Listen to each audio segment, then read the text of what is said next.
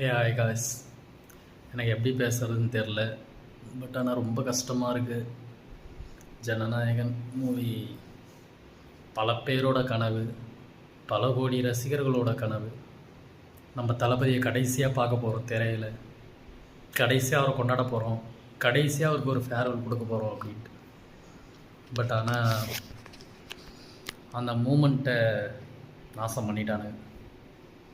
இதில் உங்களுக்கு என்ன சந்தோஷம்னு தெரில. ஆனால் பல கோடி பேரோட உழைப்பு, பல கோடி ரசிகர்களோட கனவை நீங்கள் சிதைச்சிருக்கீங்க. ரொம்ப கஷ்டமாக இருக்குது.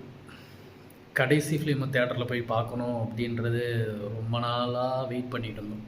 எவ்வளோ ஸ்ட்ரகிள், எவ்வளோ பிரச்சனை, எவ்வளோ பெரிய விஷயத்தெல்லாம் தாண்டி வந்து கடைசியாக வந்துட்டு அந்த படத்தை இன்றைக்கி சோஷியல் மீடியாவில் ரிலீஸ் பண்ணியிருக்கீங்க.